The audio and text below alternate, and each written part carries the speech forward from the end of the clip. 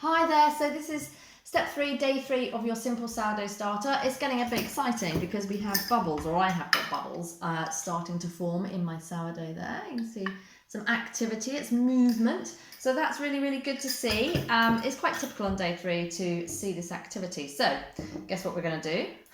We're going to decant half and throw it out. I know this is difficult. Towards the end, I'm going to show you a trick where actually you might get to the point where you're going to start sharing share your sourdough starters that you've made. But this at the moment we're decanting about half.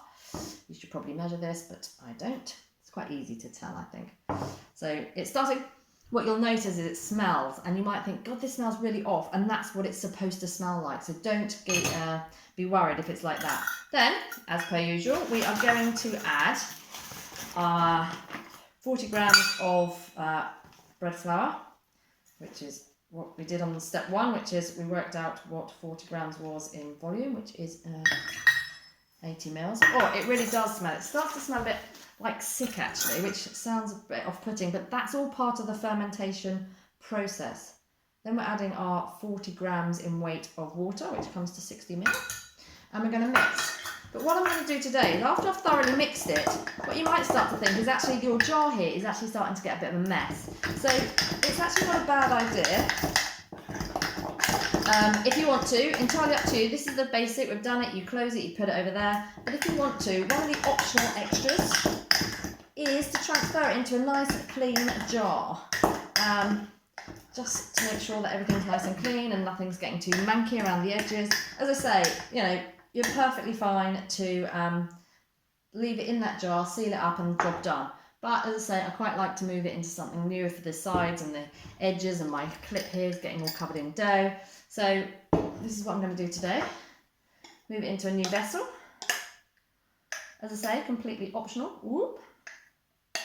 Look at that, gloopy stuff. It really is starting to smell, and as I say, that is what it's supposed to do. Now, I'm going to clean that up, ready for another time. Now, this is one of the things that you might like to do as well, is you'll put the cloth on the top and secure it with an elastic band, which I have here. But one of the other things that you might like to do, just to see the sort of activity that's taking place, it's going to demonstrate it, is you pop your cloth around there, and actually it's really quite warm here in the UK this week, so it's going to be fine out on the side. If it's cold again, you might want to put it in something a bit warmer, like an airing cupboard. However, this is quite a nice trick. You put an elastic band round where your starter is up to right now, and then what you'll see is you'll start to see that you'll start to see it growing and going up and down. So just quite a nice trick to see, you know, how your sourdough starter's growing, the air, the bubble, the activity. Job done. So this is step 3, day 3, and then we're going to put it on the side. It's still, as I say, warm in here.